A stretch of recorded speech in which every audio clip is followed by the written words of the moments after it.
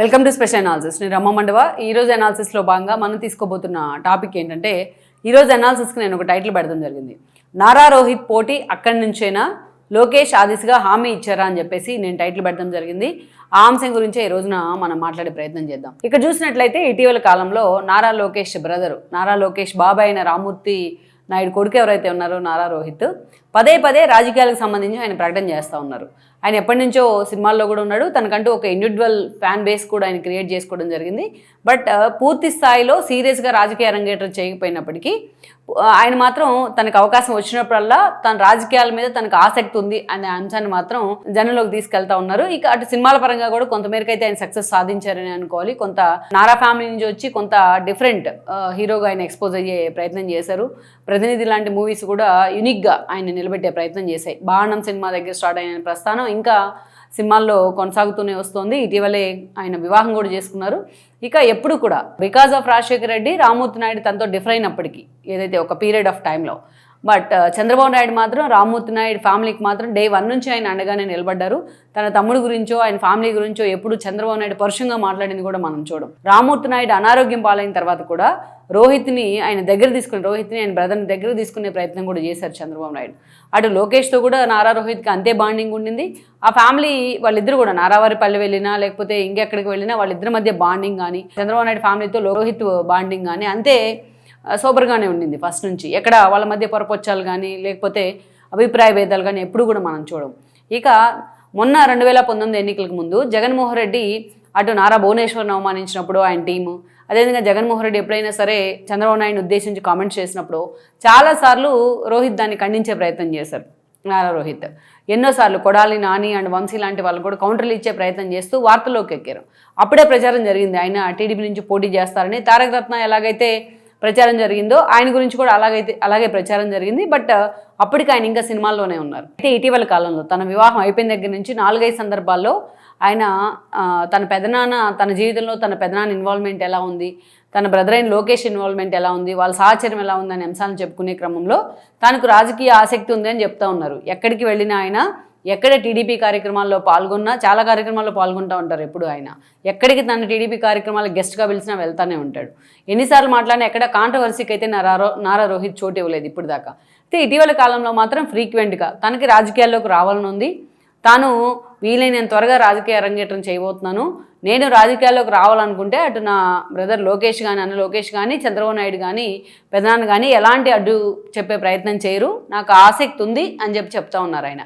అయితే ఎప్పుడైతే రోహిత్ ఇలాంటి ప్రకటన చేశారో అప్పటి నుంచి ఆయన పొలిటికల్ అరంగేట్రానికి సంబంధించి విపరీతమైన వార్తలు వచ్చాయి చాలా సందర్భాల్లో.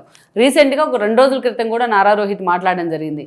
రాజకీయాల్లోకి రాబోతా ఉన్నాను నేను, అయితే ప్రత్యక్ష ఎన్నికలు అంటేనే తనకి ఇంట్రెస్ట్ ఉంది అన్నట్టుగా ఆయన కామెంట్ కూడా చేయడం జరిగింది.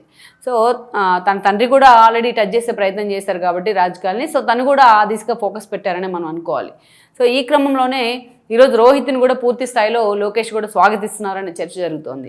ఇన్ కేసు వచ్చే ఎన్నికల నాటికి ఆయన చెప్తున్నట్టుగా లోకేష్ హామీ ఇచ్చారని ప్రచారం జరుగుతున్నట్టుగా నారా రోహిత్ ఎంట్రీ ఇవ్వాలనుకుంటే ఆయన ఏ కాన్స్టిట్యున్సీ నుంచి పోటీ చేయబోతున్నారు అని ఒక చర్చ అయితే నడుస్తోంది. స్టార్టింగ్లో ఆయన ఒక 2-3 నెలల క్రితం ఆ మాట అన్నప్పుడు చంద్రగిరి కాన్స్టిట్యున్సీని తెర మీదకి తీసుకొచ్చారు చాలామంది. కానీ ఈరోజు అక్కడి నుంచి పులివర్తి నాని ఉన్నారు ఎమ్మెల్యేగా. ఆయన అదే స్థాయిలో చంద్రబాబు నాయుడు దగ్గర కానీ, లోకేష్ దగ్గర కానీ గుడ్ లుక్స్లో ఉంటారు. ఎందుకంటే ఒకప్పుడు చంద్రగిరి కాన్స్టిట్యున్సీ అంటే చంద్రబాబు నాయుడు సొంత ఊరు ఆ కాన్స్టిట్యున్సీలో ఉంది కాబట్టి ఆ ఫ్యామిలీకి అంత హార్డ్ కోర్ సీట్గా దాన్ని భావించేవాళ్ళు. బట్ ఇప్పుడు అంత సెంటిమెంట్ అయితే లేదు.